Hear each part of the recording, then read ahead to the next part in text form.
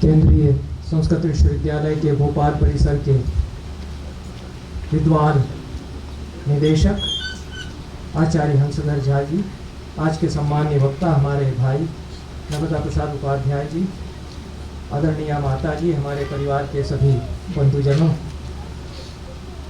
आचार्य विजय बहादुर सिंह जी, श्री प्रदीप गर्ग जी और प्रोफेसर क्षेत्रवासी पंडा जी, सभी उपस्थित सम्मान्य विद्वज्जनों, परिसर के प्राध्यापक बंधुजन, मध्य प्रदेश हिंदी साहित्य सम्मेलन के सम्मान्य सचिव पलाश जी यहाँ हैं और भी गणमान्य जन यहाँ पर उपस्थित हैं। उन सबको मैं हार्दिक धन्यवाद देता हूँ। कृपाशंकर जी ने जो कुछ मुझे कहना था बहुत कुछ कह दिया है। मेरे कहने की ऐसी आवश्यकता भी अब कुछ बोलने की नहीं है, पर मैं परिसर के विद्वान निदेशक आचार्य हंसधर झा के प्रति हार्दिक कृतज्ञता ज्ञापित करता हूँ कि उन्होंने यह आयोजन गोकुल जन कल्याण समिति तथा केंद्रीय संस्कृत विश्वविद्यालय के भोपाल परिसर के संयुक्त तत्वावधान में या साथ करने का हमारा प्रस्ताव स्वीकार किया। सन 2008 से आचार्य गोकुल प्रसाद त्रिपाठी की स्मृति में व्याख्यान माला हम आयोजित करते आ रहे हैं और विशेष रूप से 2017 में जब गोकुल जन कल्याण समिति की स्थापना हुई तो उसकी ओर से ये व्याख्यान होते हैं। 19वां स्मृति व्याख्यान आचार्य जी की स्मृति में है। पहला व्याख्यान अभिराज राजेंद्र मिश्र जी ने दिया था, जो कि देश के सबसे बड़े संस्कृत के महाकवियों और विद्वानों में से हैं। दूसरा व्याख्यान आचार्य विजय बहादुर सिंह जी ने दिया था, जो कि प्रखर आलोचक, चिंतक और तेजस्वी विचारक हमारे समय के हैं, कवि भी हैं।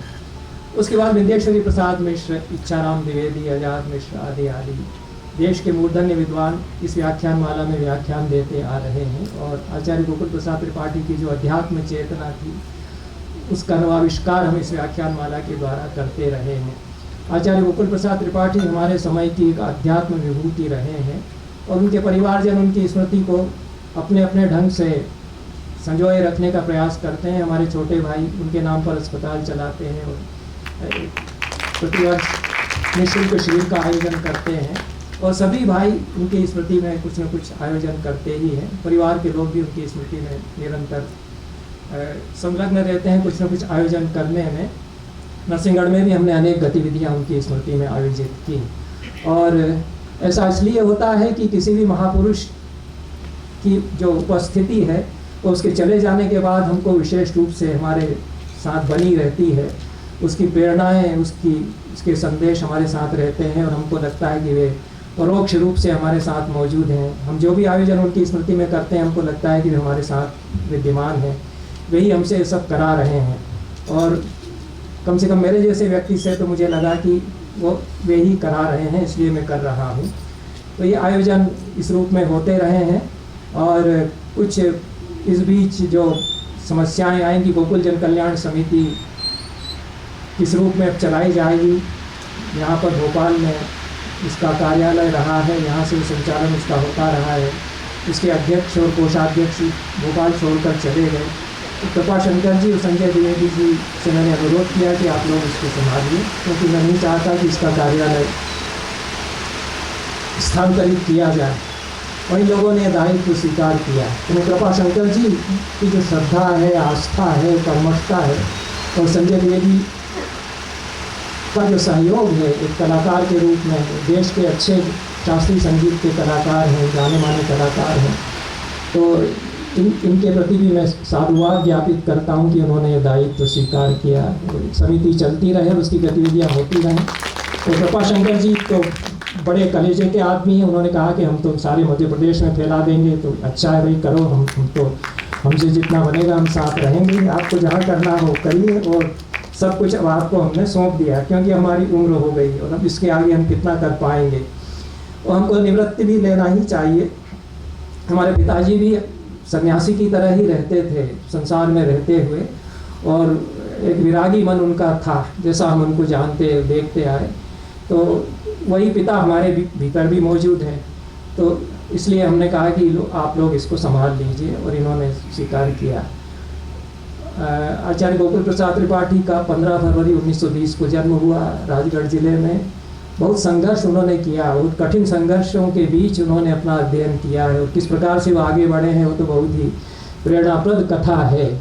और कुछ उनके बारे में जो संकेत मिला, तो जो हम समूह चलाते हैं उसमें जादव कलकत्ता विश्वविद्यालय के एक प्रोफेसर है, उन्होंने मुझे लिखा कि आपने जो कुछ छापा है अपने पिताजी के बारे में वो मुझे भेज दीजिए, क्योंकि मैं भी बड़ी यंत्रणा से गुजरी हूँ, मैं बड़ी तनाव में रहती हूँ, तो मुझे लगता है कि मैं उनके बारे में जानूंगी पढ़ूंगी तो मुझे उससे बड़ा सांत्वना मिलेगी। तो मैं उनके पास सामग्री भेजूंगा जो मैंने पिताजी पर छापी है। एक सारस्वत साधना के आयाम 850 पृष्ठ का ग्रंथ है जो उनकी स्मृति में हमने प्रकाशित किया, और एक पत्रिका प्रकाशित की। और इसी नगर में अशोक दुबे रहते हैं जो विप्रवाणी नाम से मासिक पत्र निकालते हैं, और उनकी ऐसी श्रद्धा है कि उन्होंने विशेषांक आचार्य गोकुल प्रसाद त्रिपाठी का निकाला था, विप्रवाणी का। बहुत ही अच्छा उन्होंने निकाला वो विशेषांक जो है। वो तो स्वास्थ्य ठीक ना होने से आ नहीं पाए, लेकिन वो बराबर मैसेज करते रहते हैं कि मैं जहाँ हूँ तो कहाँ भर्ती है, वहाँ पर जो कोई मिलने आए उनको उन्होंने विप्रवाणी का वो अंक दिया, वही अंक वो साथ में रखते भी हैं। उन्होंने मुझे लिखा कि वो आचार्य जी वाला जो विशेषांक है वो मैंने उनको दिया, वो देख करके बड़े प्रसन्न। ये कल का उनका मैसेज है।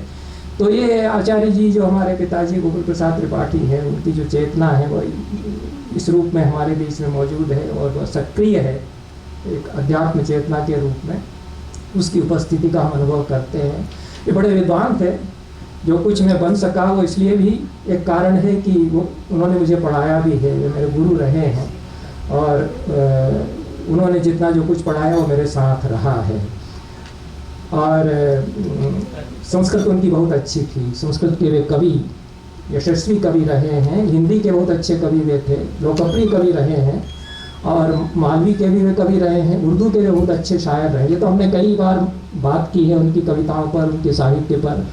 और जस्टिस शबीहुल हसनैन शास्त्री जो लखनऊ के हाई कोर्ट के मुख्य न्यायाधीश रहे हैं, वो संस्कृत में शास्त्री हैं, हमारे बड़े परम मित्र हैं, बहुत स्नेह रखते हैं, अभी भी बहुत याद करते हैं, बहुत चर्चा हमारी करते रहते हैं।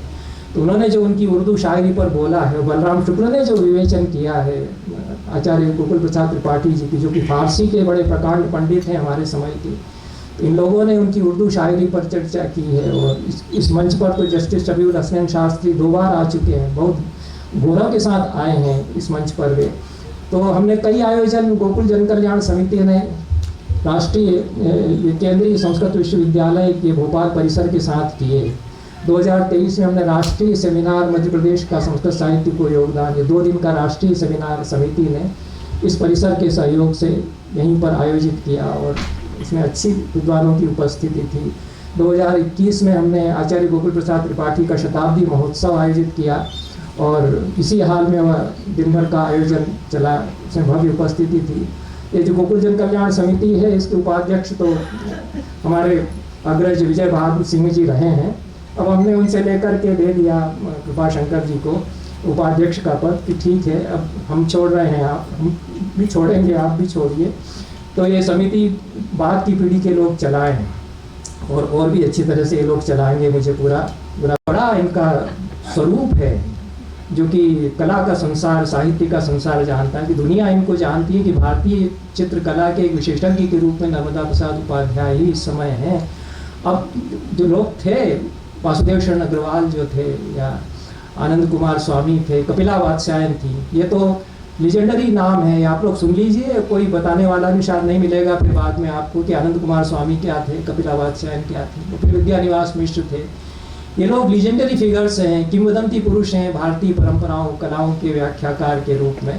ये लोग अब नहीं रहे, और उनके सानिध्य में नर्मदा प्रसाद उपाध्याय जी ने जो कला साधना की है, विद्यानिवास मिश्र जी के सानिध्य में बहुत ये रहे।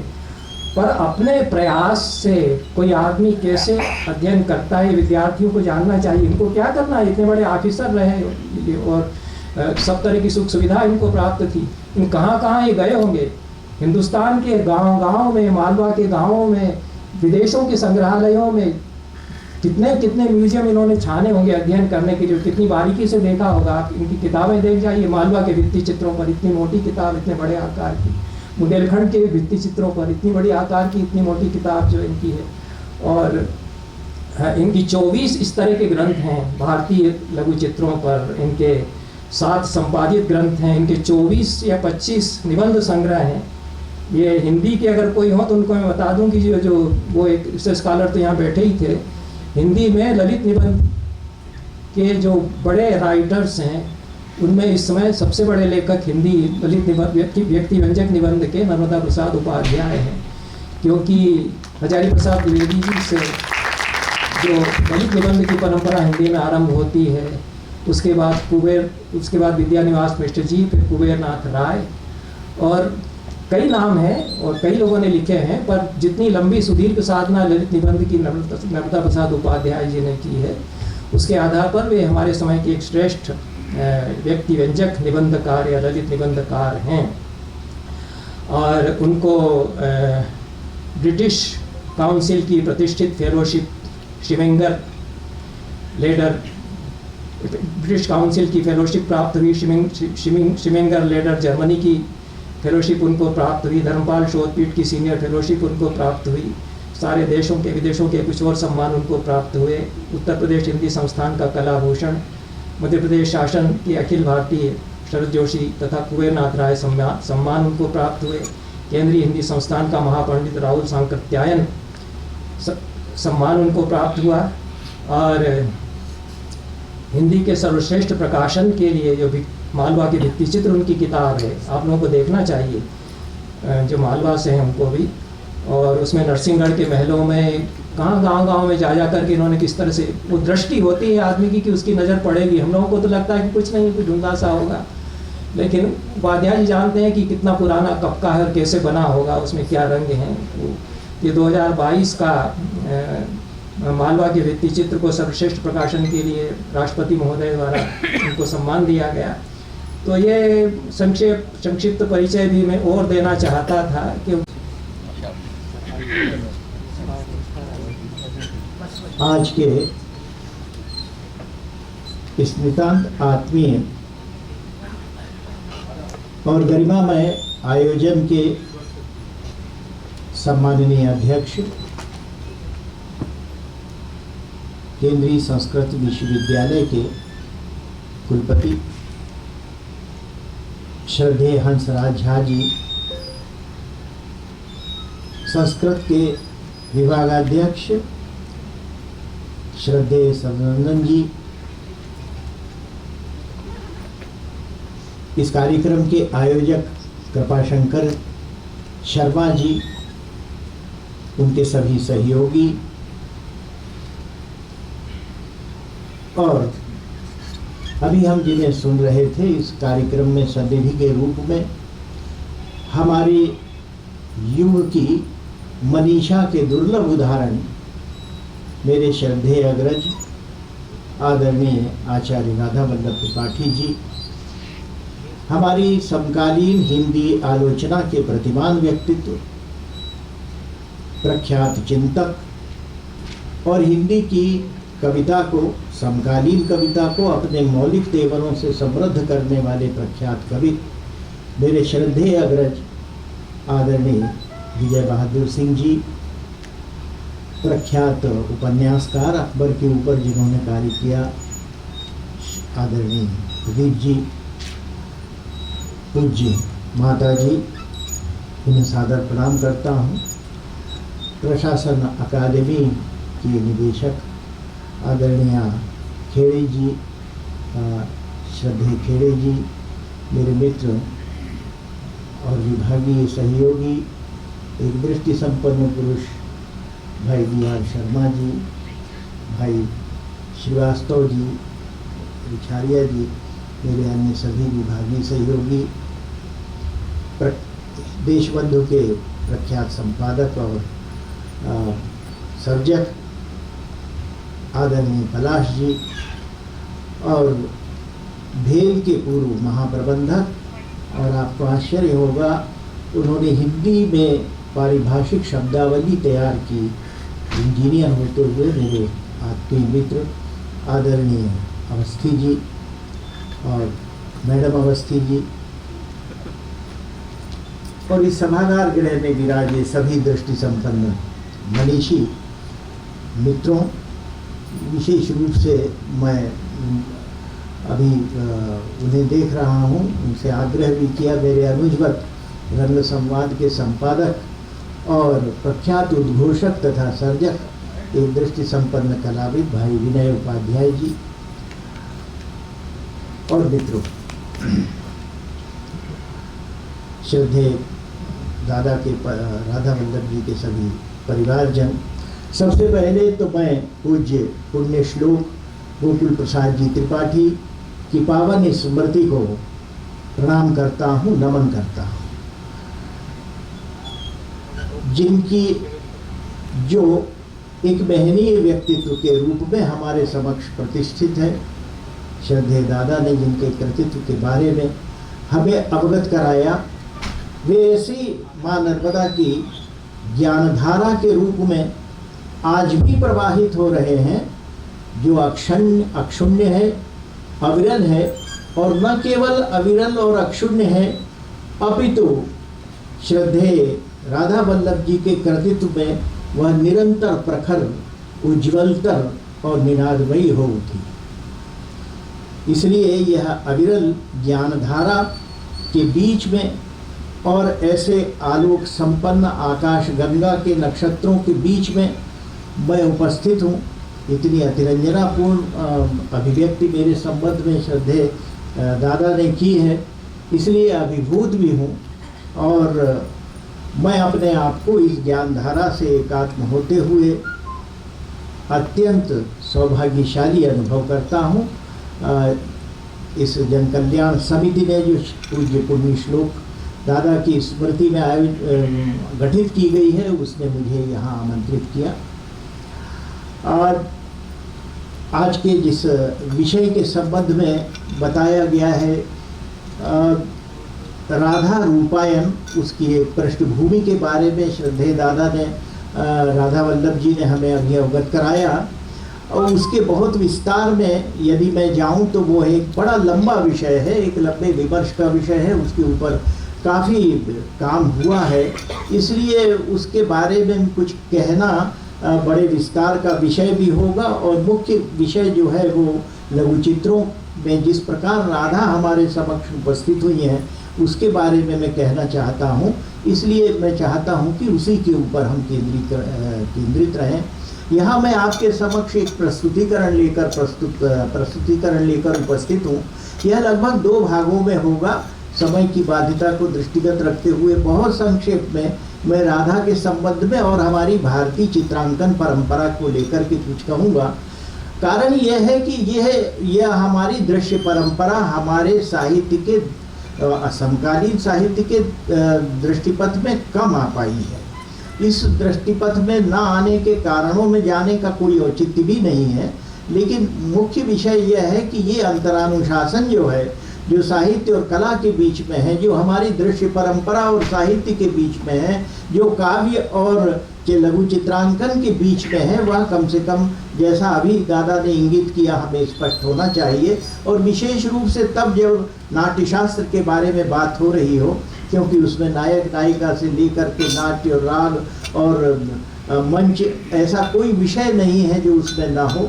इसलिए अंतरावलंबन हमारे यहाँ के कैसे हो, हमारी ज्ञान परंपरा का उद्देश्य पुनरावृत्ति या पुनर्पाठ अकेला नहीं है, उसका उद्देश्य अंतरावलंबन है, परस्पर संवाद भी है। और इसी संवाद को केंद्र में रखते हुए राधा रूपायन का यह प्रस्तुतिकरण मैं आपके समक्ष रखूँगा। बहुत चुनिंदा कुछ लघु चित्र विभिन्न शैलियों के लाया हूँ, जिन्हें आप अभी यहाँ देखेंगे। राधा एक ऐसा नाम है जिसे सुनते ही हमारे कानों में मधु के मेघ बरसने लगते हैं। राधा एक भाव चरित्र है, जितने ऐतिहासिक कृष्ण है उतनी ही अनैतिहासिक राधा है। और ये भाव चरित्र जो है, ये भाव ज्यों ज्यों सघन होता जाता है वैसे ही उसका अमूर्तन मूर्त में परिवर्तित होता जाता है। जैसे लय लव में, जैसे स्वर स्वरूप में, और जैसे माधुर्य मूर्ति में मूर्तिमान हो उठे, ऐसी है राधा। वे अजीवित है लेकिन जीवंत, और उनकी उपस्थिति हम अनुभव करते हैं। अभी हम अनुभव करेंगे। इसलिए राधा के संबंध में मैं निवेदन करूं कि बहुत लंबा विमर्श किया है हमारे विद्वानों ने। पंडित बलदेव उपाध्याय ने, आचार्य हजारी प्रसाद द्विवेदी ने, विद्यानिवास मिश्र जी ने, कुबेरनाथ राय ने, ये हमारी ललित निबंध परंपरा के जो व्यक्तित्व हैं। इनके अलावा डॉक्टर शशि भूषण दासगुप्तो, द्वारिका प्रसाद मीतल, ये दो विशेषज्ञ हैं जिन्होंने राधा को अपने ढंग से देखा है। राधा को द्वारिका प्रसाद मीतल ने तो अपने ब्रजभाव से देखा है और शक्तिभाव से देखा है डॉक्टर शशि भूषण दासगुप्तो ने।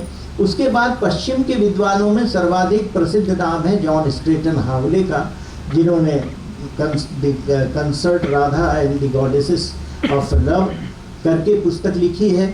और उसके बाद हाल ही में प्रकाशित हुई है डॉक्टर हर्ष दहेजिया के द्वारा संपादित कृति Radha from Gopi to goddess, और मेरा सौभाग्य है कि उसके संपादन का अवसर मुझे भी मिला और मेरा एक लंबा मोनोग्राफ इस विषय के ऊपर उस पुस्तक में प्रकाशित है। नियोगी पब्लिकेशन से वो पुस्तक आई है। तो ये राधा के संबंध में विस्तार से यदि हमको जानना हो तो इन कृतियों को देख सकते हैं। और भारतीय साहित्य में राधा करके एक बहुत प्रामाणिक कृति डॉक्टर कल्याणमल लोढ़ा कोलकाता वाले, उन्होंने संपादित की है, दादा जानते हैं। तो उस कृति को यदि हम पढ़ें तो उसमें भारतीय साहित्य के विभिन्न भाषाओं में और कला के संबंध में, शिल्प के संबंध में डॉक्टर कृष्णदत्त वाजपेयी ने और अन्य अनुशासनों के संबंध में विभिन्न विद्वानों ने उस कृति के अंदर राधा के बारे में कहा है। राधा के संबंध में यदि हम शिल्पांकन की बात करें तो वो भी एक अलग विषय होगा शिल्पांकन का।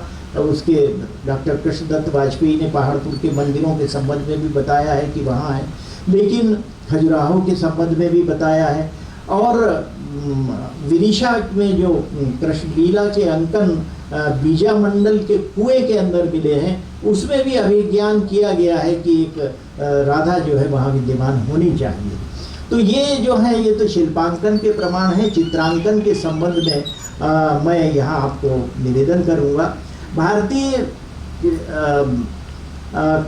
लघु चित्रांकन के संबंध में भी बहुत विस्तार से बात की जा सकती है, लेकिन यदि हम हमारी भारतीय चित्रांकन परंपरा की बात करें तो भारतीय चित्रांकन परंपरा का में हमारे यहाँ भारत के संदर्भ में एक विशेष बात यह है कि उसके संदर्भ तो ऋग्वेद से मिलते हैं लेकिन साक्ष्य नहीं मिलते। साक्ष्य हमें बहुत बाद में मिलते हैं, क्योंकि हमारे यहाँ जो आक्रमण हुए उन आक्रमणकारियों ने बहुत सारे साक्ष्य हमारे नष्ट कर दिए। संदर्भ मिलते हैं, ऋग्वेद में संदर्भ मिलता है, ऋग्वेद में संदर्भ मिलता है।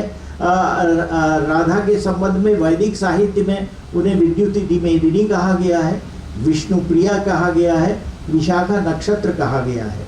पुराणों के संबंध में राधिको तापसी उपनिषद, तापनीय उपनिषद है उपनिषदों में, लेकिन विद्वानों का मानना है कि उपनिषदों में राधा की जो उपस्थिति है उसके बारे में उन्हें संदेह है। पुराणों में ब्रह्म वैवर्त पुराण के अंदर विस्तृत विवरण है, और भागवत में जैसा हम जानते हैं अनयो राधितो नूनम भगवान हरिश्वर, केवल आधा श्लोक उसमें दिया गया है और उसमें विद्वानों के अंदर विमर्श है कि भाई ये राधा की उपस्थिति इसमें मानी जाए या ना मानी जाए। लेकिन द्वारिका प्रसाद मीतल जी ने 2 श्लोक उसके उद्धृत करते हुए ये सिद्ध करने का प्रयास किया है कि राधा की उपस्थिति जो है वो भागवत पुराण में है। वो प्रधान गोपी जो भागवत के अंदर बताई गई है वह मुख्य रूप से राधा ही है, ऐसा विद्वानों का मानना है। लेकिन हमारे यहाँ राधा का जो स्वरूप है वह हाल की गाथा सप्तशती में है, पारियाएँ उसमें उल्लेख है, प्राकृत साहित्य में भी है। फिर उसके बाद यास्क के निरुक्त में राधा का धन के पर्याय के रूप में जो है वो विवरण है कि वो धन की पर्याय है। आराधना के रूप में जैसा हम अर्चना के रूप में मानते हैं वैसा नहीं है। तो पंचतंत्र के अंदर यास्क के निरुक्त के अंदर, और उसके बाद फिर तो आप ये देखिए कि चाहे भट्ट नारायण का वेणी संवार हो या उसके बाद के जितने भी उनके समकालीन या उसके बाद के जो भी ग्रंथ हों, ध्वन्यालोक हो, इन सब के अंदर धनंजय का 10 रूपक हो, इन सब में कहीं ना कहीं राधा की उपस्थिति हमें मिलती है। और त्रिविक्रम भट्ट का जो नलचंपू है उसके अंदर मिलती है। विक्रमांक देव चरित जो है, जो जयदेव के पहले लिखा गया, उसमें राधा का विवरण मिलता है। लेकिन आज हम जिस राधा को जिस रूप में देखते हैं वह रूप जयदेव की देन है। और जो 12वीं शताब्दी में जयदेव ने गीत गोविंद की रचना की, तो वो जो गीत गोविंद उसमें उन्होंने रचा, उसमें राधा का रूप जो है वो रस के रूप में, राधा एक ऐसे रसायन के रूप में हमारे समक्ष प्रस्तुत होती है जो मूर्ति भी होता है, और एक ऐसी मूर्ति के रूप में भी उपस्थित होती है जो रसायन हो जाता है। और इसी रसायन ने राधा के रचाव के अनेक रास्ते दिए, जिनमें से एक रास्ता इस लघुचित्र परंपरा का है। भारतीय लघु चित्रांकन की परंपरा में हमारे यहाँ विष्णु धर्मोत्तर पुराण जो है उसका चित्रसूत्र सबसे प्रामाणिक है, जिसके तीसरे अध्याय के 35 तक के श्लोक जो हैं उसके अंदर विवरण दिया गया है, विभिन्न प्रकार चित्र किस तरीके से बनाना या बनाया जाना चाहिए। और वो परंपरा जो है विष्णु धर्मोत्तर पुराण की, वो ऋग्वेद से ही हमारे यहाँ प्रारंभ होती है, जिसमें ये एक अग्नि के चमड़े के ऊपर बनाए गया चित्र का उल्लेख ऋग्वेद के अंदर मिलता है। और ऋग्वेद के बाद फिर हमारे यहाँ जो विभिन्न पुराण हैं, उपनिषदों में तो खैर इतना विवरण नहीं है, लेकिन बिंबात्मक विवरण जो है वो तो हमको छांदोग्य उपनिषद से ही आरंभ मिलने लगता है। उसके बाद विष्णु धर्मोत्तर पुराण में हमें चित्र सूत्र मिलता है, जिसमें चित्र के कई नाम भी दिए गए हैं। चित्र, चित्राभास, रूपलेखा, कल्पवल्ली, ये सारे नाम हैं उसमें। फिर उसके बाद जो जयमंगला टीका है उसमें रूप, भेद, प्रमाण, भाव, सादृश्य, लावण्य, योजना और वर्णिका भंग, ये 6 जो है वो बताए गए हैं कि ये अंग जो हैं ये चित्र के होते हैं। और उसके बाद यहाँ चित्रांकन की परंपरा संदर्भ जो हैं ये तो मैंने निवेदन किया मिलते हैं। अजंता में हमें सबसे पहले इसके साक्ष्य मिलते हैं। दुर्भाग्य से 29 गुफाओं में से केवल 4 गुफाओं में अभी चित्र हैं, लेकिन जो चित्र हैं वो सब अद्भुत चित्र हैं। बाघ में हमारे यहाँ मालवा में मिलते हैं, फिर सित्तनवासल में, बदामी में, दक्षिण भारत में, चोल राजाओं के समय में, राजेंद्र चोल के समय में विशेष रूप से। और भित्ति चित्रांकन की भी एक लंबी परंपरा है, लेकिन लघु चित्रों के अंदर जो है वो हमारे यहाँ लामा तारानाथ अवगत कराते हैं कि 7वीं शताब्दी और 9वीं शताब्दी में 2 भिन्न लघु चित्रांकन की परंपराएं पल्लवित हुई थी। और उसके बाद अपभ्रंश शैली जो है 11वीं शताब्दी में जन्मी।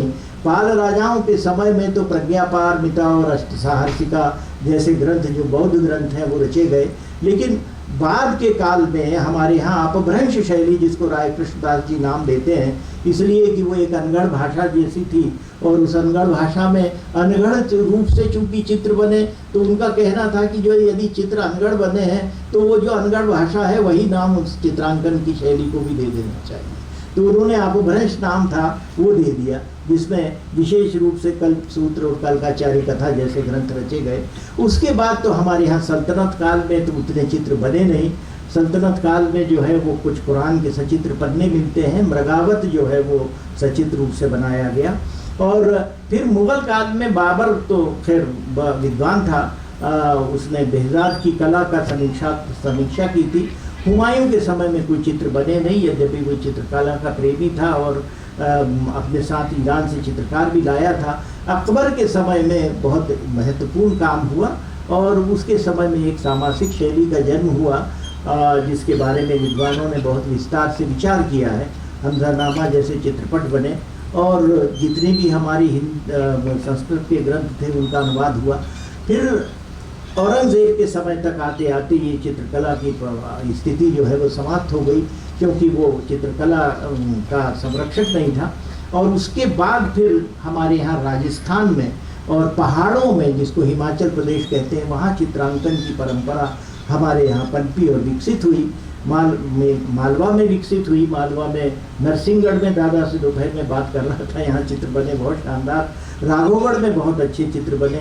फिर उसके बाद आपके मेवाड़, मारवाड़, ढूंढार और हाड़ौती, ये जो 4 अंचल हैं राजस्थान के, यहाँ बने। फिर कांगड़ा, गुलेर, बसोहली, मानकोट, चित्रकूट, मानकोट, नूरपुर, बिलासपुर, ये जो स्थान है, मंडी, चंबा, ये जो हिमाचल प्रदेश के स्थान है वहाँ बने। राधा रूपायन जो है सिख शैली में भी हुआ, जिसका एक चित्र दिखाऊंगा। तो ये हमारे यहाँ परंपरा जो चली। मध्यकाल में सर्वाधिक चित्रांकन कृष्ण लीला के हुए और उसमें राधा कृष्ण की लीलाएं जो हैं वो चित्रित की गई, और विशेष रूप से हमारे मध्यकालीन साहित्य के ग्रंथों के आधार पर, जिसमें कवि प्रिया है, रसिक प्रिया है, टोकर की रसबेली है, रसराज है, इनके ऊपर जो है वो इन प्रसंगों पर चित्र बने। सूरसागर में सूर के प्रसंगों के आधार पर चित्र बने, सूरसागर के दोहों के आधार पर सर्वाधिक चित्र बने जो आप देखेंगे। बिहारी सतसई के बिहारी के दोहों के आधार पर चित्र बने। ये उन चित्रों के अंदर चित्रकार ने अपने चित्रित किया प्रसंग को और अपनी तरफ से भी कल्पना का कुछ जोड़ दिया। तो मेरा मानना है कि वास्तव में ये तो हमारे साहित्य के ही अंग है, और साहित्य के रूप में इन लघु चित्रों का भी अध्यापन किया जाना चाहिए, पढ़ाया जाना चाहिए, उनके बारे में जानकारी दी जानी चाहिए। ये हमारे कहीं दृष्टिपथ से छूटे हुए हैं। तो अब और अधिक विस्तार में न जाते हुए मैं अभी अब आपको ये लघु चित्र जो है राधा के ये दिखाऊंगा।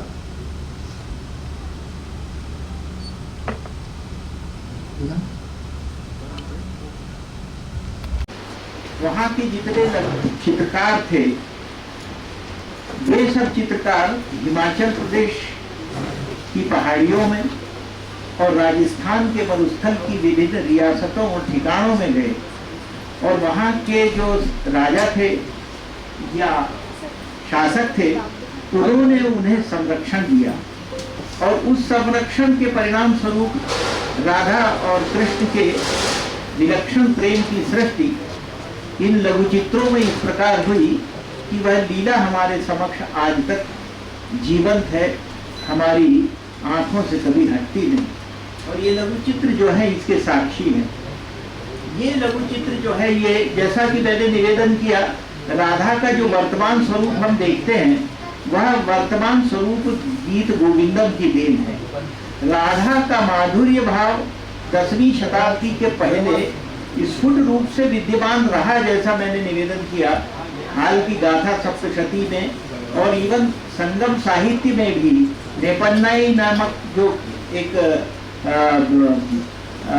साध्वी भक्तिन है उसको राधा का रूप में माना गया। वहाँ के आलवार संतों ने जिस भक्ति भाव के माध्यम से राधा को गाया, राधा भाव को गाया, राधा को तो नहीं राधा भाव को गाया, वह भी हमारे संगम साहित्य के ऊपर की देन है। और कालांतर में 10वीं शताब्दी तक मैंने जिन ग्रंथों का उल्लेख किया उनमें राधा मौजूद है, वेणी संहार में भी है, और लेकिन राधा का वह स्वरूप 12वीं शताब्दी से हमारे सामने आया जो गीत गोविंद की देन है। गीत गोविंद एक अद्भुत काव्य और ललित कला के तमाम अनुशासनों के अंदर जो है वह गीत गोविंद प्रत्यक्ष हुआ।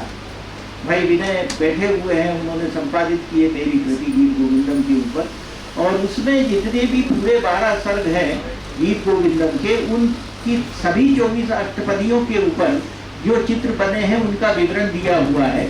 तो विद्यानिवास जी ने एक कृति लिखी थी राधा माधव रंगरंगी गीत गोविंद की सरस व्याख्या, और उसमें उन्होंने ये सिद्ध किया था कि गीत गोविंद जो है वह वास्तव में एक आध्यात्म का काव्य है जिसे हम श्रृंगारिक काव्य मान लिया करते हैं।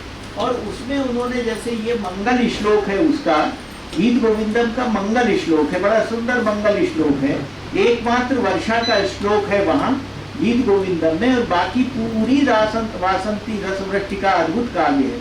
तो मेघेर में दुरंबरम वनुभवा श्यामास्तमालत द्रुमय रक्तम धीरुरयम तदेव कलिगम राधे ग्रहम प्रापय। तो वो जो भाव है वो इसके अंदर दिया गया है। राधस या राधा का एक भाव, एक विद्वान अर्थ विकसित होने से भी करते हैं जो हमें इसमें दिखाई देगा। ये जो है मुगल कलम का प्रभाव है जिसके कारण ये गढ़वाल शैली में 18वीं शताब्दी में चित्र बना, और गढ़वाल के जो प्रख्यात कलाकार थे गोराराम, उन्होंने जो है, मैंने कृपाशंकर जी से भी चर्चा की थी, उन्होंने ये अद्भुत चित्र बनाए। उनका परिवार कश्मीर से आया था। तो यहाँ जो है ये राधा को निर्देश दे रहे हैं नंद कि ये बालक जो छोटा सा खड़ा हुआ है कृष्ण, ये रात अंधकार में हो रही है, कमाल के वृक्ष इस अंधेरे को और दूना कर रहे हैं, तो तुम इसको इसके घर छोड़ाओ। तो वो राधा जो है वो फिर उसकी विद्वान अर्थ करते हैं कि ये जो है वो उनकी आराधनीय शक्ति है, वही कृष्ण को रास्ता दिखा सकती है, लेकिन उसमें रह केल यह का प्रयोग किया गया है, बहुवचनी प्रयोग। तो उनकी केल जो है वह निरंतर होती रहती है। और आप ये देखेंगे कि ये राधा जो है यहाँ ये जो ये यहाँ तो कृष्ण छोटे हैं, लेकिन जैसे जैसे केली के पश्चात यहाँ जो है ये कृष्ण राधा से ऊपर हो जाते हैं और राधा छोटी हो जाती है। ये जो है ये राधा का विकास जो है उसका क्रम हमें यहाँ दिखाई देता है। कृष्ण का विकास जो है वह भी यहाँ दिखाई देता है। मुगल कलम का जो प्रभाव है वह भी यहाँ दिखाई देता है, क्योंकि इनकी जितने कॉस्ट्यूम्स हैं, जो इनकी वेशभूषा है, उस पर मुगल कलम का प्रभाव है। लघु चित्रों की सबसे बड़ी विशेषता ये है कि वो एक छोटे से स्पेस में बनाए जाते हैं, छोटी सी परिधि में बनाए जाते हैं, लेकिन इतनी बारीकी से बनाए जाते हैं कि हम हमारी आंखों से भी उन्हें नहीं देख सकते, उनको माइक्रोस्कोपिक ग्लास से देखना पड़ता है। अब ये चित्र जो है ये तो यहाँ इतना बड़ा दिखाई दे रहा है, वास्तव में चित्र जो है वो इसका चौथाई हिस्से के अंदर इतना बड़ा चित्र बना हुआ है। और आप इसमें एक एक पत्ती गिन लीजिए, फूल खिले हुए हैं उनकी एक एक पाखुरी गिन लीजिए। ये लघु चित्र विभिन्न शैलियों में जो बने हुए हैं उनकी सबसे बड़ी विशेषता ये है कि उनमें इतनी बारीकी के साथ ये बनाए गए हैं कि उनमें एक यदि माता सीता राम दरबार में बैठी हुई हैं तो उनकी साड़ी की एक एक धारी की गिनती की जा सकती है। यदि यमुना की लहरें चित्रित की गई हैं तो एक एक लहर की गणना की जा सकती है। यदि वेणी गुंफन का दृश्य है और राधा की वेणी में, राधा के बालों में, केशों में वेणी गुंफन कर रहे हैं कृष्ण, तो उन पुष्पों की एक एक पाखुरी को गिना जा सकता है। और यदि भागवत के दशम स्कंद की लीलाएं जो हैं वो 30 बाई 45 की स्पेस में जो चित्र बनाया जाएगा उसमें चित्रित की जा सकती है। ये लघु चित्रों की सबसे बड़ी विशेषता है। लघु का अर्थ मिनिमम होता है, ये लैटिन शब्द है जिससे मिनिएचर बना है, मिनिएचर पेंटिंग है जिसको हिंदी में हम लघु चित्र कह देते हैं। तो ये जो है यहाँ राधा और कृष्ण दिख रहे हैं। और इसके बाद का चित्र है ये कान्हेरी शैली का है, इसकी खोज मैंने की थी और कपिला जी ने बड़ी इसकी प्रशंसा की। और उन्होंने कहा था मुझसे एक संगोष्ठी में कि ये इसमें तो राधा और नंद दिख रहे हैं, कृष्ण कहाँ है?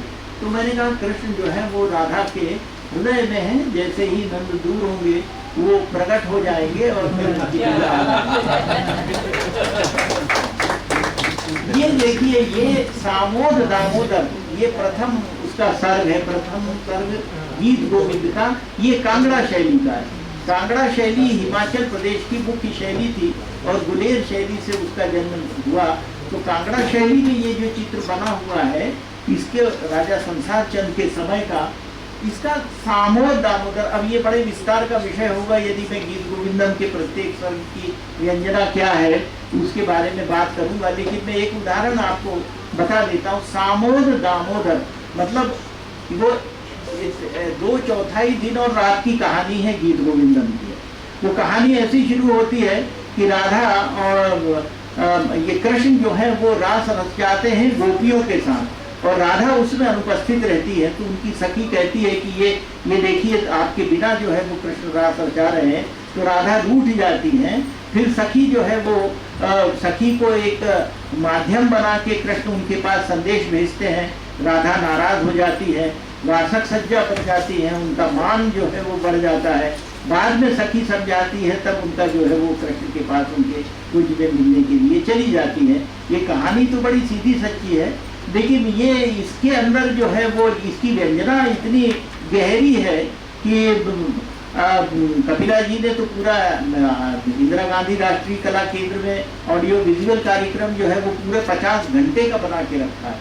5 मोनोग्राफ उन्होंने लिखे हैं। तो गीत गोविंद हमारे यहाँ साहित्य में, नृत्य में, चित्रांकन में, शिल्पांकन में, ललित कला का कोई ऐसा अनुशासन नहीं है जिसमें वो अभिव्यक्त ना हुआ हो। तो ये सामोद दामोदर ये बड़ा व्यंजक है। मतलब कृष्ण जो है वो रास रचा रहे हैं तो राधा के बिना तो वो प्रसन्न तो है, लेकिन दामोदर है। दामोदर मतलब जिसका उदर बना हुआ हो। वो बंधे हुए भी हैं। वो इसलिए बंधे हुए हैं क्योंकि राधा उसमें अनुपस्थित है, तो वो सोचते हैं कि राधा इसमें है नहीं, तो भयभीत भी है। सामोद दामोदर दोनों ही भाव जो है इसके अंदर है।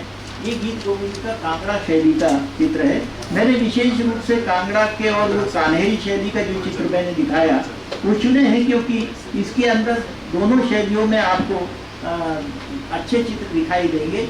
ये सखी बैठी है और ये राधा बैठी है, और सखी जो है उनको दिखा रही है कि ये देखो आपके बिना जो है वो कृष्ण रास रचा रहे हैं वहाँ, इसको देखिए। आप देखिए इनकी वेशभूषा देखिए, पहाड़ी वेशभूषा, और विशेष रूप से जो इनके जिसको प्रोफाइल कहते हैं, जो एक चश्म चेहरे कहते हैं, एक चश्म चेहरे जो हैं ये कितने सुंदर बने हुए हैं, जिसमें पूरा चेहरा दिखाई नहीं देता, केवल एक आंख दिखाई देती है। और आप देखिए कितनी सुंदर निसर्ग का, प्रकृति का इसमें चित्रण है। और ये जो है ये भी उसी का अक्लेश केशव, अक्लेश केशव मतलब ऐसे केशव जो क्लेश से रहित हूँ। ये कामना राधा करती है, लेकिन वो अपनी सखी के साथ बैठी हुई है कुंज में। राधा ये कामना करते हुए कि चलिए वो रास यदि रचा रहे हैं मेरे बगैर तो वो रचाएं, लेकिन वो क्लेश रहित रहें, इस कामना के साथ। ये कान्हेरी शैली का 18वीं सदी का चित्र है। ये है मुग्ध मधुसूदन, ये तृतीय सर्ग गीत गोविंद का, ये भी कांगड़ा शैली का चित्र है। इसमें ये राधा बैठी हुई है उनकी सखियों के साथ, और वो नाराज है कृष्ण से, तो ये उदास यहाँ जो है वो कृष्ण बैठे हुए हैं। ये इसी प्रकार का, इसी का स्निग्ध मधुसूदन, ये चौथा सर्ग है गीत गोविंद का, कान्हेरी शैली का, 18वीं सदी का। ये उड़ीसा का पटचित्र है, जिसको दो भागों में बनाया गया है।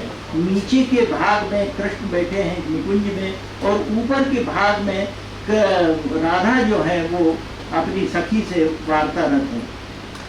ये देखिए, ये कुंठ वैकुंठ, जिसमें राधा जो है वो राधा की सखी जो है वो संदेश दे रही है कृष्ण को, और राधा जो है वो अंगीकार कर रही है, अंधकार को भर रही है अपनी बाहों में, ये मानते हुए कि कृष्ण भी जो है वो अंधकार के रूप में, वो यदि मूर्त नहीं है तो मैं अपने अंधकार, इस अंधकार को ही अपने अंदर आत्मसात कर लूं। ये राधिका वासक सज्जा का सुंदर चित्र है। जब चंद्रमा ऊपर आ जाता है और रात गहरा जाती है तो कृष्ण आते नहीं हैं, राधा मान कर लेती है, और मान की स्थिति में नायिका भेद के हमारे यहाँ अनेक उदाहरण है, उसमें एक वासक सज्जा भी है। अब ये लघु चित्रों की शैली देखिए, ये मराठी शैली है, मराठा, ये खानदेश की है, मतलब आपके धुलिया जलगांव के पास की। वहाँ ये जो वृक्ष बना हुआ है इसको पाम भी बोलते हैं, सुपारी का वृक्ष। और ये मंडप जो बना हुआ है इसके एक एक पाखुरी को आप गिन सकते हैं। ये चित्र तो खैर बहुत बड़ा दिखाई दे रहा, लेकिन इसका 1/4 भी नहीं, इतना सा चित्र है जिसके अंदर आपको एक एक पाखुरी इसकी गिन सकते हैं। ये भी कांगड़ा शैली का चित्र है, 7वां सर्ग नागर नारायण, जिसमें वो राधा की सखी बैठी हुई है राधा के पास, और राधा कल्पना कर रही है कि वो कृष्ण जो है वो किस प्रकार से रास रचा रहे होंगे अपनी सखियों के साथ, गोपियों के साथ। और आप इसमें भी देखिए कि निसर्ग का कितना सुंदर चित्रण किया गया है। एक एक पाखुरी जो है वो आप गिन सकते हैं पुष्प की, एक एक पत्ती जो है वो वृक्ष की गिन सकते हैं। और ये राधा जो है नागर नारायण में ये उदास बैठी हुई है। कांगड़ा शैली का बहुत सुंदर चित्र है। कांगड़ा शैली में मानकू नाम के एक कलाकार हुए हैं, एक नैनसुख हुए हैं उनके लड़के ने, आपने बाइसेक्ट ने विनय जी प्रकाशित की पुस्तक को नैनसुख, तो उसमें उन्होंने पूरी गीत गोविंदम की श्रृंखला जो है मानकू ने चित्रित की, और उस गीत गोविंद की जो पूरी श्रृंखला चित्रित की है उसमें इतने मनभावन चित्र बनाए हैं कि उतने अच्छे चित्र दूसरे कहीं बने नहीं। पहाड़ी चित्रकला में पंडित सेऊ का नाम बड़ा प्रसिद्ध है, और उनके 2 लड़के थे, मानकू और नैनसुख। तो नैनसुख का तो जैसा नाम था वैसे ही था, मतलब चित्र देख लो तो आपके नैनों को सुख मिले, इसलिए उसका नाम नैनसुख था। और उसने इतने सुंदर जो है वो गीत गोविंद की श्रृंखला चित्रित की है। गीत गोविंद की अनेक श्रृंखलाएं चित्रित हुई, लेकिन सर्वश्रेष्ठ श्रृंखला का चित्र जो है वो इसमें है। ये काली घाट शैली, ये काली घाट शैली ये राधा का मान भाव है, जिसमें काली घाट शैली जो है बंगाल की, उसमें राधा को चित्रित किया गया। कृष्ण दूसरे दिन सुबह जब होती है, राधा आती नहीं है, तो वो पहुंच जाते हैं उनके पास, उनके पाँव में बैठ जाते हैं उनको बनाने के लिए कि अब तो आप मान जाइए। लेकिन वो देखिए मान किए हुए राधा बैठी। ये कालीघाट शैली का एक अलग प्रकार का चित्र है, ये बहुत सुंदर चित्र है। इसको आप ये देखिए, ये पहाड़ी शैली का है और विशेष रूप से ये समन्वित चित्र है। ये मानकोट और कांगड़ा का, और ये गुलेर और कांगड़ा का चित्र है। गुलेर की शैली जो है वो कांगड़ा कलम सहित अन्य कलमों की भी जन्मदात्री मानी जाती है। इसमें राधा बैठी हुई है और उनके पाँव को रंग रहे हैं महावर से कृष्ण, ताकि वो मान जाए, मान भाव है उनका। ये भी गीत गोविंद का ही प्रसंग है। और ये जो है ये मंद मुकुंद, ये फिर उनको बनाने के लिए जाते हैं राधा को, और अब सखी के साथ जाते हैं, लेकिन फिर भी वो नहीं मानती। ये गीत गोविंदरो पद, ये जो है मेवाड़ कलम का चित्र है।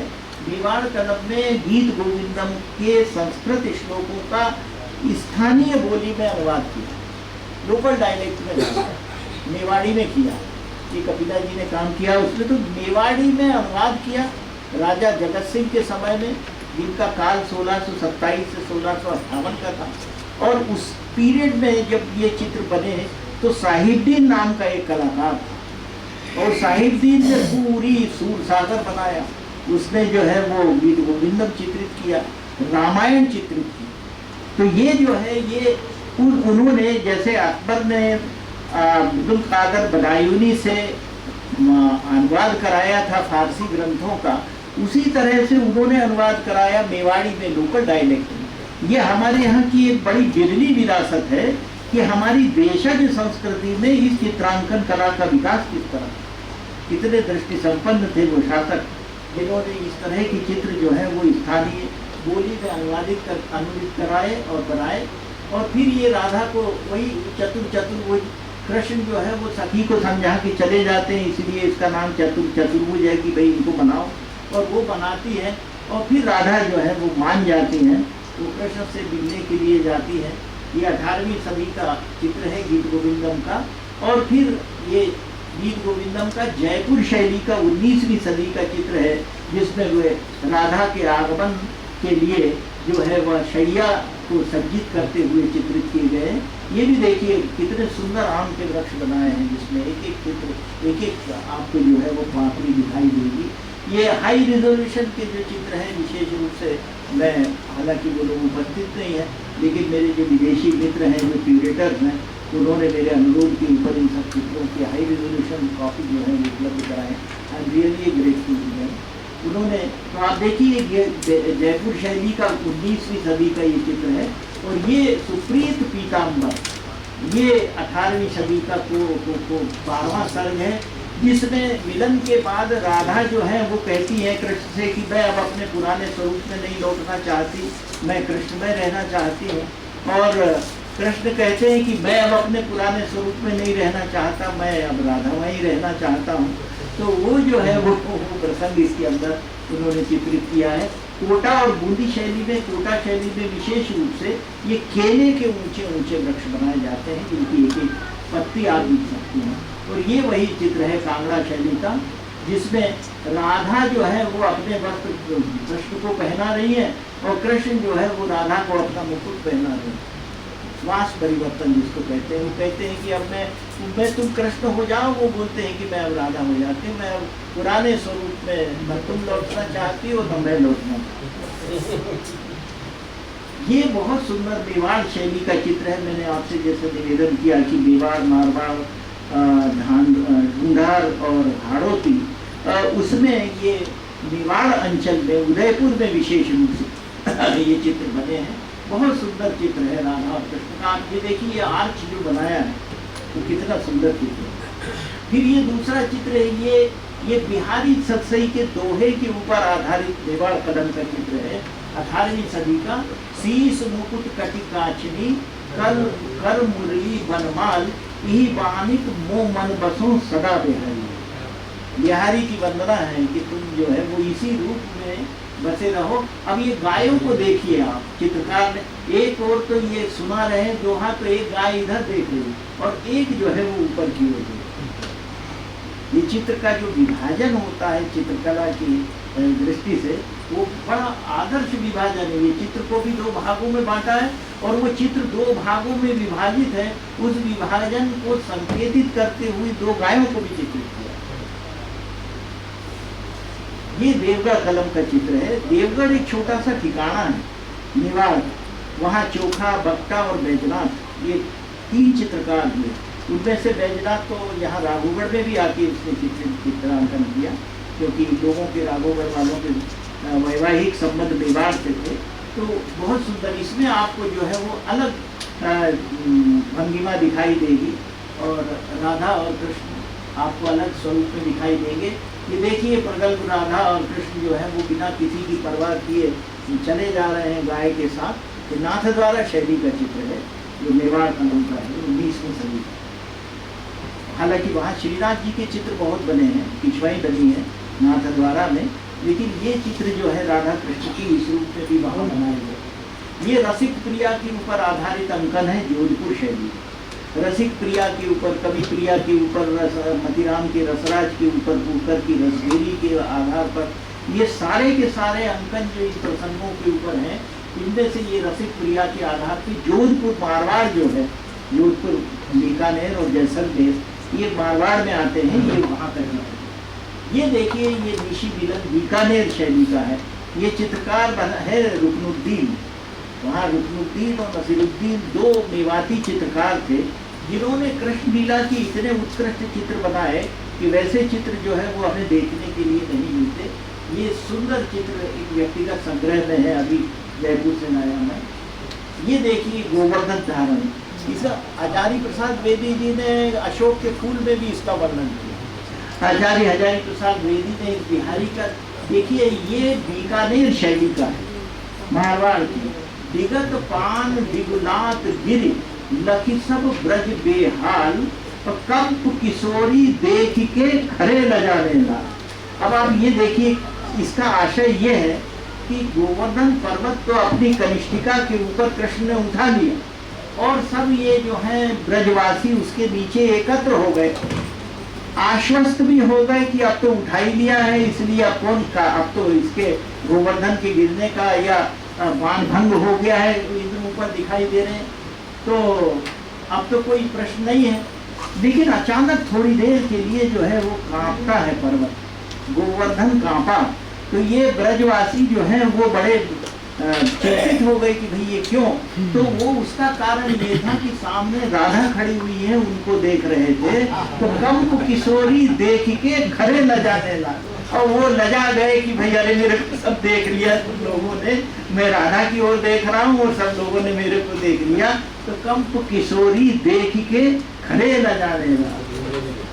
आप देखिए कितना सुंदर चित्र है। एक एक आप लीफ जो है, एक एक पत्ती आप गिन सकते हैं और इनकी भंगिमाएं देखिए आप, ब्रजवासियों की इनके वस्त्र देखिए, ऊपर जो है वो पूरा वृंदावन रच लिया है चितेरे ने। बहुत सुंदर चित्र है। दिस इज रियली वेरी बहुत सुंदर। व्यक्तिगत संग्रह में है। ये राधा को निहारते हुए कृष्ण, बीकानेर शैली में कृष्ण लीला के बहुत सुंदर चित्र हैं। ये कृष्ण खड़े हुए हैं और ऊपर देख रहे हैं राधा को, और ये है बनी ठनी हुसैन। मैंने उसमें मतलब कहते हैं कि ये इंडियन मोनालिसा है, लेकिन मैंने मोनालिसा को भी बहुत बारीकी से पेरिस में देखा है और मुझको लगता है कि मोनालिसा का सौंदर्य इसके आगे कहीं लगता नहीं, और इसीलिए मैंने लिखा था कि ये सौंदर्य का इतना बस नहीं है कि वो इस राधा को अपने पास में बांध ले। तो इसलिए जो है ये सौंदर्य का चित्रांकन नहीं, सौंदर्य का राधांकन। इसका भी विस्तृत विवरण किया मैंने। आप ये देखिए कितनी सुंदर राधा रची है। ये सावंत सिंह नाम के शासक थे। सावंत सिंह जो थे वो महाराज कुमार थे, कृष्ण भक्त थी उनकी माँ, और बनी ठनी जो थी उनकी सेविका थी, और वो सेविका जो है वो उनके पास रहती रहते उसको गुलाम लड़की थी, उसके माँ बाप का पता नहीं था, उसको खरीदा गया था बाजार गुलाम मंडी से। तो उनकी सेविका थी, लेकिन वो बड़ी विदुषी थी, तो उनके सानिध्य में रह करके वो रसिक बिहारी के नाम से पद रचने लगे। और बाद में दोनों के दोनों सावंत सिंह और वो जो उससे आसक्त हो गए थे वो चले गए वृंदावन, दोनों साथ रहने लगे, वहीं उनकी समाधियां भी अभी बनी हुई हैं। लेकिन उसका भाग्य देखिए रसिक बिहारी का कि जिसके माँ का पता नहीं, बाप के पता नहीं, लेकिन आज भी बांके बिहारी बिना रसिक बिहारी का पद सुने सोते नहीं। उनको गोस्वामी जी शयन आरती करते समय जाते हैं, रसिक बिहारी का पद सुनाते हैं और शाल उड़ा के फिर लौटते हैं। तो वो जो है बड़ी ठड़ी को, उसको निहाल चंद नाम का एक कलाकार था और घनानंद के दोस्त थे। हमारे पास जी हाँ जी, घनानंद और निहाल चंद जो थे वो बड़ी ठड़ी, मैंने आपको हिंदी में, तो वो उनके घनानंद से भी बड़े प्रभावित थे। उन्होंने ये चित्र बनाया, ये देखिए आप, ये राधा और कृष्ण का बिल्कुल अलग। एरिक डिकिंसन ने कहा जब उसने देखा 1959 में खंडाला वाला के साथ ये चित्र, कि मुझे लगता है जैसे एबीसीनियन संगीत साकार हो गया। तो संगीत की साकारता जो है वो राधा कृष्ण की इस अद्भुत सृष्टि में किशनगढ़ कलम में दिखाई देती है। ये देखिए आप राधा कृष्ण की जयपुर शैली में 19वीं सदी का, यहाँ जो है वो भी दो चित्र हैं, बारिश में भीगते हुए कृष्ण और राधा, और उधर दोनों के दोनों वो जो है राधा और कृष्ण दोनों को बनाया हुआ है। ये जयपुर कलम जो है ये भी बड़ी प्रसिद्ध रही, हालांकि बाद में जो है वो इसका विकास हुआ। ये भी राग हिंडोला, मैं जैसा निवेदन कर रहा था कि हमारे यहाँ अंतरानुशासिक अध्ययन जो है वो बहुत ज़रूरी है। हमारे यहाँ राग रागिनियों को, अभी बुद्धेशा मैडम से बात हो रही, राग रागिनियों को चित्रित किया गया है। ये केवल विश्व के अंदर भारत का इकलौता प्रयोग है जहाँ राग और रागिनियाँ चित्रित की गई है। Melody that is the exception in the history of Bharat. Melody depict हुई है कैसे, ये राग हिंडोला का चित्र है जिसमें राधा और कृष्ण को हिंडोला में बैठे हुए चित्रित कर दिया गया है। हमारे यहाँ राग रागिनियाँ का चित्रण हुआ, आपके हमारे यहाँ योग का चित्रण हुआ। प्रकृति का कोई भी ललित, मतलब हमारे साहित्य का ऐसा अनुशासन नहीं है जो कोई ऐसा प्रसंग हो जो लघु चित्रों के अंदर जिसकी उपस्थिति न हो। ये लघु चित्र राग रागिनी का मैं विशेष रूप से लाया था कि दिखाएं। ये देखिए आप सुंदर जयपुर लघु चित्र, जयपुर शैली का 19वीं सदी का चित्र है। ये अलवर एक बहुत छोटी सी रियासत है, अलवर जयपुर से लगी हुई ढूंढार में, वहाँ राधा कृष्ण को चित्रित किया गया है। इसकी विशेषता यह है कि इसमें पूर्ण चश्म चेहरे, जो फुल प्रोफाइल तो आपके एक चश्म चेहरा एक तरफ का हुआ, ये पूर्ण चश्म चेहरे, मतलब इसमें पूरे चित्र बनाए हुए हैं। पूरा चित्र बनाने में सबसे अधिक कौशल की आवश्यकता होती है, क्योंकि उसमें अनुपात बिगड़ने का डर होता है। तो अनुपात न बिगड़े और इतने सुंदर चेहरे जो हैं वो चित्रित कर दिए जाएं, ये कलाकार का कौशल है। ये बहुत सुंदर चित्र है बूंदी शैली का, 18वीं सदी में शासे में राधा कृष्ण। आप ये देखिए कि वो तो एक दूसरे से संवाद कर ही रहे हैं, वो जो नीचे जो है दोनों बछड़े वो भी उनसे संवाद कर रहे हैं।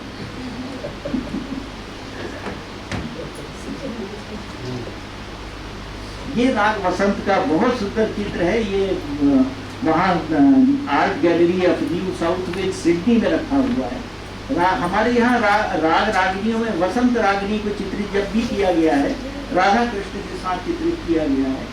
इसमें देखिए इसकी गतिशीलता देखिए, हमारे यहाँ आज ऐसा चित्र कोई नहीं बना सकता। जयपुर में बनते हैं, बहुत बनते हैं, लेकिन जो डायनामिज्म है, जो गतिशीलता है, वो गतिशीलता हमारे कोई चित्रों में दिखाई देती, उसमें नहीं। ये राधा से मिलने स्त्री वेश में कृष्ण आते हैं। हमारे यहाँ देवी पुराण है, मैं पुराणों की बात कर रहा था, तो उस पुराण में एक आख्यान है कि एक बार शिव ने इच्छा जाहिर की पार्वती से कि मैं तुम्हारे से जो है वो शिवा के रूप में मिलना चाहता हूँ, स्त्री वेश में मिलना चाहता हूँ। तो ये जो है वो चित्र उसी प्रकार का है। देवी पुराण में मैं यहाँ निवेदन करूँ कि समय है, देवी पुराण में कई आख्यान दिए हुए हैं, उसमें से एक और सुंदर आख्यान है देवी पुराण। उसमें एक बार ये कहा गया विद्यानिवास जी सुनाते थे वो आख्यान कि राधा रुक्मणी ने कहा कृष्ण से कि भाई ऐसा क्या बात है राधा में जो आप उसी के गुण गाते रहते हो, मैं भी तो आपसे इतना प्रेम करती हूँ। उन्होंने कहा अच्छा चलो यमुना के किनारे चलते हैं। उन्होंने उसके केश में राशि में से एक बाल निकाला और उसका पुल बना दिया यमुना के दोनों छोरों को, और वो एक घड़ा दिया राधा को और एक दिया रुक्मणी को। उनने कहा दोनों से कि भाई इस घड़े को लेके तुम इसको यदि पार करके जो आ जाएगा पहले, मैं मानूंगा कि उसका प्रेम सच्चा है मेरे प्रति। तो रुक्मणी ने तो घड़ा रखा और गिर पड़ी तुरंत ही। राधा जो थी वो घड़ा रखे हुए दौड़ती हुई चली आई। तो रुक्मणी ने पूछा भाई ऐसी क्या बात है जो ऐसी तुम दौड़ती हुई चली आई और घड़ा भी नहीं गिरा? तो उन्होंने कहा इसका कारण क्या है कि मेरा तो मन घड़े में था ही नहीं, तुम्हारा मन घड़े में था, मेरा मन तो कृष्ण में था। ये तो उनका दायित्व था कि मेरे को जो है वो सुरक्षित यहाँ बुला लेते हैं। ऐसे अनेक आख्यान जो भावचरित होते हैं, उनके साथ जाने कितनी किंवदंतियाँ, जाने कितने आख्यान जुड़ जाते हैं। देवी पुराण में इस प्रकार के अनेक आख्यान। ये बहुत सुंदर चित्र है कोटा शैली का, जिसमें राधा कृष्ण को नृत्य चित्रित किया गया है। मालपुरा की ठिकाना शैली में एक चित्र ये ठिकाने का भी लाया हूँ, क्योंकि वैसे तो हजारों चित्र हैं विभिन्न शैलियों के, लेकिन ये दिखाने के लिए कि राजस्थान के छोटे से छोटे ठिकाने के अंदर भी कितना अच्छी कृष्ण लीला की सृष्टि हुई। ये हमारे यहाँ की मालवा कलम है 17वीं सदी की, और अभी दादा से मैं बात कर ही रहा था कि वो डॉक्टर कुणाल साइट्स है, उन्होंने एक सही थियरी रखी है कि भाई ये चित्र बुंदेलखंड में बने। वास्तव में ये राधिका वासक सज्जा का ही चित्र है, और ये हमारे यहाँ का मालवा शैली का चित्र है जो 19वीं सदी का बना हुआ है, जिसमें राधा कृष्ण को नृत्यरत बताया गया है। ये जाति भेद पर मालवा से क्या मतलब है? हाँ, मालवा का कोई पर्टिकुलर प्लेस है? मालवा में अब राघोगढ़ की एक अलग शैली है। चित्र तो बने आपके नरसिंहगढ़ में भी बने हैं और राजगढ़ में भी बने हैं, राघोगढ़ में भी बने हैं। ये जो पश्चिमी मालवा में ये आते हैं, और ये पूर्वी मालवा में, और इधर आपके आते हैं मंदसौर है, जावल है, उज्जैन है, रतलाम। ये यहाँ शैलियों इन शैलियों में बने, यहाँ की अपनी अलग अलग शैलियाँ हैं। ये राघोगढ़ शैली का वसत 18वीं शताब्दी। ये मैं आपसे ज़्यादा जिक्र कर रहा था, ये मेरे मित्र हैं फिलाडेल्फिया म्यूजियम के क्यूरेटर, उन्होंने ये चित्र उपलब्ध कराया। ये बिहारी खड़े हैं सामने राधा कृष्ण के, मेरी भव बाधा हरो राधा नागरी सोए, तो जातन की झाई परे श्याम हरि की। जिस राधा बिहारी रचना कर रहे हैं, उनकी ऊपर दोहा लिखा हुआ है। और आप चित्रकार की कल्पना देखिए, पार्श्व में आकाश होना चाहिए, लेकिन श्याम हरित द्वितीय होए, श्याम के कारण हरित द्वितीय का आकाश हो गया। ये उस चित्रकार ने इससे क्या बनाया, श्याम हरित द्वितीय। ये जो है हमारे यहाँ राग हिंडोला भी है। ये राग हिंडोला का चित्र है, जिसमें राधा को गुलेर शैली का है। गुलेर शैली जो है वो जन्मरात्रि मानी जाती है। मालवा शैली अपने पहाड़ी शैलियों में सबसे पुरानी शैलियों में से एक है। ये कांगड़ा शैली का 19वीं सदी का चित्र है। आप देखिए इसके अंदर मोर कितना सुंदर बनाया है, और बारिश कितनी अच्छी बनाई, एक एक बूंद आप गिन सकते हैं जो बारिश हो रही है। ये जो है बसोहली हमारे यहाँ सबसे पुरानी शैली मानी जाती है। बसोहली जो अभी जम्मू कश्मीर में है, उसमें राधा और कृष्ण को चित्रित किया गया है। ये भी बिहारी के दोहे के ऊपर आधारित बहुत सुंदर चित्र है। और अरी दहेड़ी जिनी धरे जिनी तो ले ही उतारी, नीके हैं छीके दुबे ऐसे ही रहना। वो कृष्ण कह रहे हैं राधा से, वो छीके से उतार रही है दहेड़ी, कि तुम अब ऐसी खड़ी रहो, अब इस दहेड़ी को भी मत उतारो, ऐसी ही रहना, इसी प्रकार खड़ी रहो। ये बिहारी के दोहे के ऊपर आधारित बड़ा सुंदर चित्र है, बनारस कला भवन में रखा हुआ। ये बसोहली का चित्र है, रसमंजरी के ऊपर आधारित, भानुदत्त की जो रसमंजरी है उस रसमंजरी के ऊपर आधारित अंकन है। ये बहुत सुंदर अंकन है। ये राधा कृष्ण गढ़वाल शैली, मोलाराम, अभी मैंने आपसे बात कर रहा था ना श्रीनगर के, ये श्रीनगर के बोलाराम का के द्वारा बनाया गया चित्र है, जो राधा कृष्ण नीचे खड़े आपस में वार्तालाप कर रहे हैं। ये बहुत सुंदर चित्र है। गढ़वाल के महान चित्रकार हुए मोलाराम, और उन्होंने गढ़वाल शैली में अद्भुत चित्रांकन किया। वो परिवार, पहला चित्र भी मैंने जो दिखाया था वो गढ़वाल शैली का ही था, और वो मोलाराम के द्वारा ही बनाया गया था। ये चित्र आप देखिए, लाल कहे लाली मोरी लोयन कोयन माह, और लाल तिहारे द्रगन की पड़ी द्रगन में छा। आप देखिए, वो कह रहे हैं, उसका दोहे का अर्थ है कि लाल कहे लाली मोरी लोयन कोयन माह। कृष्ण कह रहे हैं राधा से कि तुम्हारी आंखें जो हैं ये लाल हैं, इसका मतलब यह है कि तुम मेरे विरह में रात भर सोई नहीं। तो वो कहती मैं तो बहुत सोई। आप नहीं सोए, आपकी आंखों की ललाई का प्रतिबिंब मेरी आंखों में झलक गया। बहुत दूर की है। तो वो जो इसको यदि बारीकी से आप देखेंगे तो कृष्ण की आंखों के अंदर ललाई जो है वो आपको दिखाई देगी। राधा की आंखें तो झुकी हुई है, उनमें हल्की सी ललाई दिखाई देती है। लाल कहे लाली गोरी लोयन कोयन माह, लाल तिहारे द्रगन की बड़ी द्रगन में छा।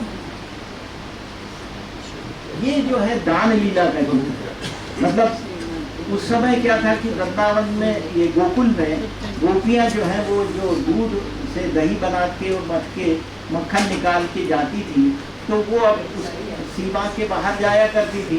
तो उनसे जो है वो टैक्स वसूल करने के लिए कृष्ण और उनके जब सखा जो है वो इकट्ठे हो जाते, और वो कहते थे कि तुम जो है वो हम ये इसका एक भाग हमको दो, तब हम तुमको जाने देंगे। तो वो गोपियां तो बेचारी डर जाती थी। वो फिर अपनी सखी को लाई, राधा को, जो उनकी नेता थी, तो उनने जो है उनको पकड़ लिया कि अब आप मांगो, कैसे मांगते। तो वो अपने यहाँ मालवा में निवार में कहते हैं ना कि राधा रुक्मणी भाई, राधा हो गई कांस्टेबल, रुक्मणी हुई कप्तान, पकड़े गए श्रीमंदिर। तो ये जो है वो दान लीला कहा जाता है इसको। दान लीला के बड़े सुंदर अंकन हुए। ये उसी में का है, चंबा शैली का, ये हिमाचल प्रदेश की शैली है। इसमें आप देखेंगे अलग ढंग से चित्र बनाए गए हैं। ये जो चित्र और ये जो बना हुआ है ऊपर आप देखेंगे, ये चित्र, ये जो विशेष रूप से टर्बन बनी हुई है, ये जो ऊपर आप देख रहे हैं पगड़ी, ये विशेष किस्म की पगड़ी है।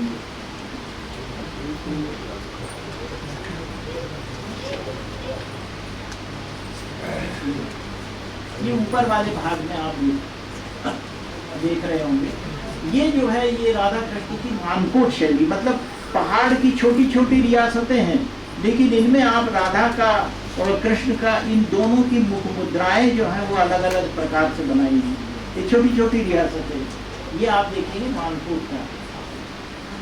ये मंडी शैली में है। मंडी शैली में कृष्ण लीला को बहुत सुंदर चित्रित किया गया है। राधा की मांग भरते हुए कृष्ण को चित्रित किया गया है। और ये बिलासपुर शैली का है। बिलासपुर भी एक वहाँ छोटी सी, नूरपुर, बिलासपुर, मंडी, चंबा, मानकोट, ये छोटी छोटी रियासतें हैं जहाँ पंडित सेऊ के परिवार के जो चित्रकार थे, लड़के थे, उनकी तीसरी पीढ़ी तक के लोगों ने काम किया, और उन सब ने मुख्य रूप से कृष्ण लीला ही चित्रित की। ये 20वीं सदी का चित्र है। मेरे मित्र हैं, पद्मश्री हैं, विजय कुमार, डॉक्टर विजय शर्मा, उन्होंने ये चित्र बनाया कांगड़ा शैली। ये लेटेस्ट है, नवीनतम। ये कालीघाट शैली का राधा कृष्ण का चित्र है। अभी कालीघाट शैली का मानभाव का आपने देखा था। और ये सिख शैली का है। आप देखिए इसमें पूरे सिख शैली में जो है वो जिस तरीके से उनको बनाया है, गाड़ी के साथ, और राधा और कृष्ण को भी सिख वेशभूषा में बना दिया है। तो सिख शैली का चित्र है ये। इसके राधा कृष्ण आपको अलग ही दिखाई देंगे। ये मैसूर शैली का है, जिसमें राधा जो है वो वेणुवादक हो गई है। वो जो है वो सखियों के साथ वेणुवादन करते हुए राधा को किया गया। वो कृष्ण बन गई है, कृष्ण बन गई है और वेणुवादन कर रही है। ये खानदेश की मराठा शैली का चित्र है, जिसमें राधा और कृष्ण को चित्रित किया गया है। ये वहाँ राजवाड़े संशोधन मंडल है धुले में, वहाँ रखा हुआ है। और ये अभिसारिका नायिका का चित्र है गढ़वाल कलम का।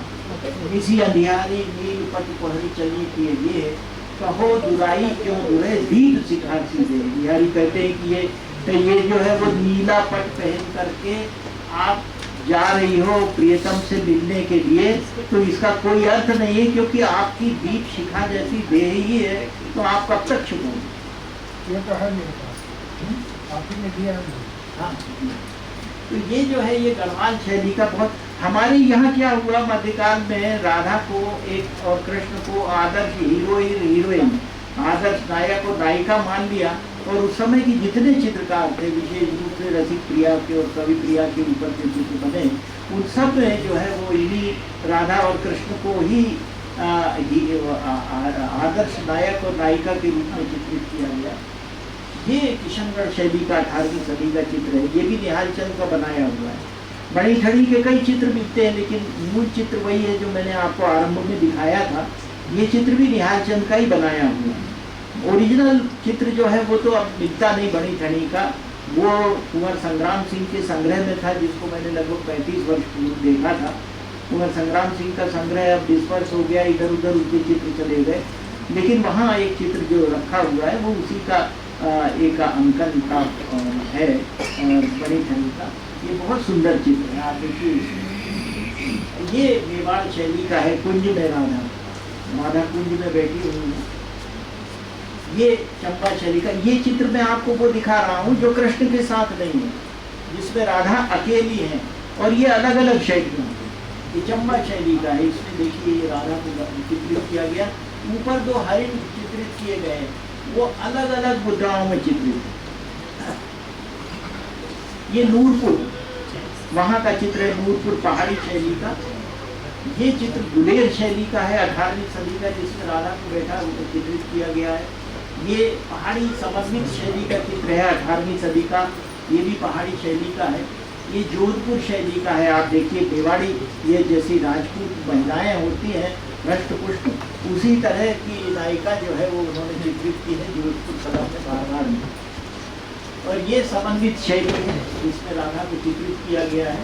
ये घासीराम करके एक बड़े का आर्टिस्ट हुए हैं नाथद्वारा के, उन्होंने बहुत शानदार चित्रांकन किया है, और वो उन्होंने राधा के बहुत अच्छे चित्र झालावाड़ के घर पहले बहुत सुंदर चित्र। और ये अलवर शैली का है। ये देखिए ये चित्र जो है ये दान दिलई का है, किशनगढ़ शैली का। ये भी दान दिलई का चंपा शैली का चित्र है। इसमें देखिए एक एक डॉट जो है, एक एक बिंदु जो है वो आप गिन सकते हैं, जो उनके उन्होंने वस्त्र पहन रखे हैं राधा ने। और ये राधा के बाल गूंथते हुए कृष्ण, ये कांगड़ा शैली का चित्र है, बहुत सुंदर चित्र है। और ये चित्र है, आप ये देखिए इसकी विशेषता, ये कांगड़ा शैली का चित्र है, जिसमें राधा और कृष्ण आमने सामने बैठे हैं। लेकिन इस चित्र की विशेषता देखिए क्या है, चितेरे ने अपने ढंग की कल्पना का क्या प्रयोग किया है कि राधा तो लज्जित है, सलज्ज है, कृष्ण सामने बैठे हैं तो उनकी आंखें नीचे हैं, और कृष्ण के सामने चूंकि राधा बैठी है तो बड़ी प्रफुल्लित है वो, तो कृष्ण के जो पाखुड़ियां हैं उनको तो ऊपर उठा हुआ चित्रित किया है चितेरे में, और राधा की जो कमल की पाखुड़ियां हैं वो सब नीचे की। ये इस चित्र की अद्भुत विशेषता है। और हमारे यहाँ राधा कृष्ण को होली के रूप में, होली राधा और कृष्ण की बड़ी प्रसिद्ध है। तो ये होली का चित्र है पहाड़ी शैली का, कांगड़ा का। इसके बारे में इसमें के चित्र जो है बहुत सारे बने हैं, और इसीलिए जो है नंददास कह गए हैं, रंग रंगीली राधिका रंग रंगीलो पिय, और यही रंग भीने नित बसो नंदलाल के।